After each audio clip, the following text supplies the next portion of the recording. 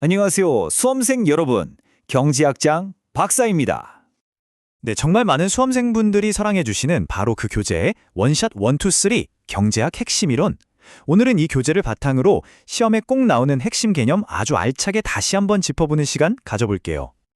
여러분, 버스나 지하철에서 이동할 때 아니면 잠들기 전에 그냥 편안하게 틀어놓고 듣기만 하세요. 그럼 저절로 머릿속에 쏙쏙 들어올 테니까요. 자, 우리 교재 123개 토픽 중에 오늘은 바로 92번 토픽 인플레이션에 대한 모든 것 제가 아주 깔끔하게 정리해드리겠습니다. 준비되셨죠? 자, 오늘의 학습 순서입니다. 먼저 인플레이션은 도대체 왜 생기는 건지 그 두 가지 큰 원인을 살펴볼 거고요. 이게 또 돈의 가치, 그러니까 이자율이랑 어떻게 엮이는지 파헤쳐 볼 겁니다. 그리고 마지막으로 이거 진짜 중요한데 시험 단골 손님이죠? 세 가지 핵심 효과를 비교하면서 완벽하게 마무리하겠습니다. 그럼 첫 번째 순서 인플레이션의 두 얼굴. 그러니까 인플레이션이 발생하는 근본적인 원인부터 한번 알아보도록 하죠. 우리가 맨날 물가 오른다, 진짜 내 월급 빼고 다 오른다 이런 말 하잖아요. 그게 바로 이 인플레이션 때문인데 도대체 이건 왜 생기는 걸까요? 경제학에서는요, 아주 크게 두 가지 측면에서 그 원인을 찾습니다. 바로 수요와 공급, 이 두 가지죠. 첫 번째 원인은 바로 수요 견인 인플레이션입니다. 이름 그대로 수요가 물가를 막 끌어올리는 거예요. 자, 화면에 그래프 한번 보실까요? 세로축이 물가 P고 가로축이 국민소득 Y예요. 여기 총수요 곡선 AD가 AD0에서 AD1로 오른쪽으로 쫙 이동하니까 어때요? 물가 수준 P가 위로 쭉 올라가는 게 보이죠? 예를 들면 이런 거예요. 정부가 갑자기 돈을 엄청 풀거나 사람들이 지갑을 마구 열기 시작하면 시장에 물건은 한정되어 있는데 사려는 사람만 막 늘어나니까 가격이 오를 수밖에 없는 거죠. 두 번째는 상황이 정반대예요. 비용 인상 인플레이션. 이번에는 사람들이 물건을 사려는 건 똑같은데 이걸 만드는 기업들의 생산 비용이 확 올라버리는 경우입니다.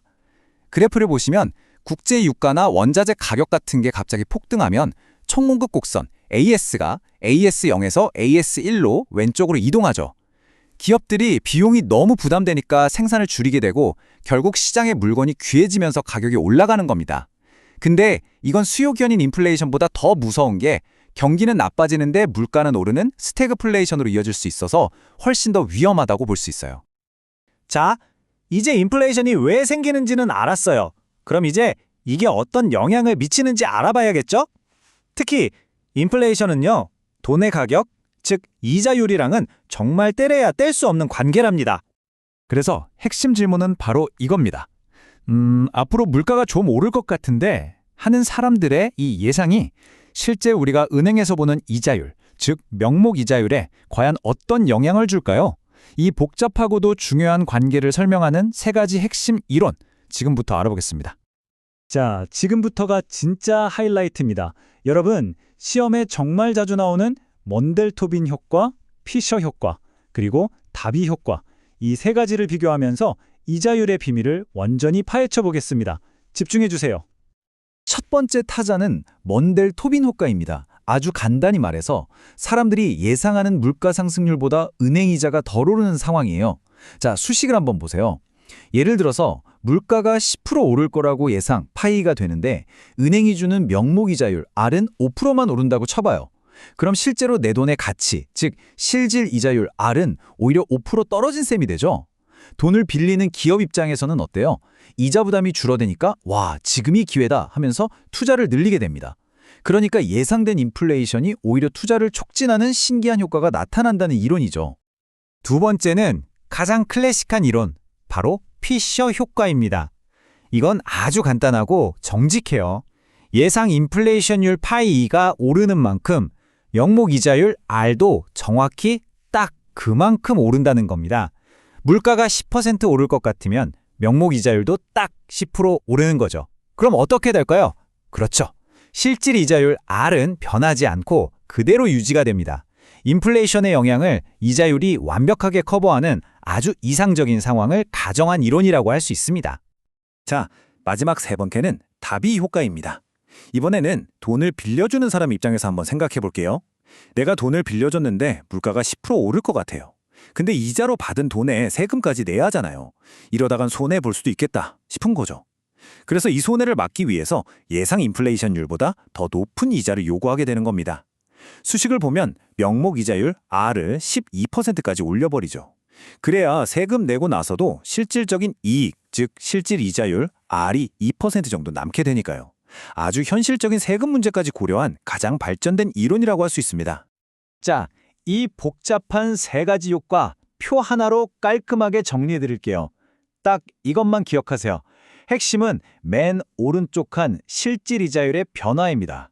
예상 인플레이션보다 명목 이자율이 덜 오르면 먼델 토빈 효과, 실질 이자율은 하락, 똑같이 오르면 퓨셔 효과, 실질 이자율은 불변, 더 많이 오르면 다비 효과, 실질 이자율은 상승. 이 표 하나만 머릿속에 딱 저장해 두시면 세 가지 이론의 핵심은 완벽하게 끝나는 겁니다. 아시겠죠? 네, 이렇게 해서 인플레이션에 대한 핵심 이론들을 쭉 한번 정리해봤습니다. 자, 이제 딱딱한 이론 얘기는 잠시 접어두고 공부에 지친 우리 수험생 여러분께 꼭 해드리고 싶은 이야기가 있어요. 여러분, 경제학 진짜 어렵죠? 양도 많고 저도 다 압니다.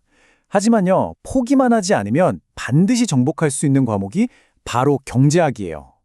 지금 이 순간에도 책상 앞에서 묵묵히 노력하고 있는 여러분의 그 귀한 시간을 제가 진심으로 응원합니다. 혹시 오늘 내용을 듣다가 이건 뭐지? 하고 궁금한 점이 생겼다면 절대 혼자 끙끙 앓지 마세요. 그럴 땐 바로 여기 네이버 카페 짱박사 경제학 스터디를 찾아주시면 됩니다. 저희 카페에 오시면요, 정말 능력 있고 친절한 우리 조교님들이 계시고요. 이미 수많은 질문과 답변들이 데이터베이스로 쌓여 있습니다. 그리고 물론 저 경제학장 박사도 여러분을 기다리고 있겠습니다. 오늘 정말 수고 많으셨습니다. 오늘 함께한 내용이 여러분의 경제학 공부에 큰 힘이 되었기를 바랍니다. 그럼 우리 다음 시간에 더 유익한 내용으로 또 만나요. 감사합니다.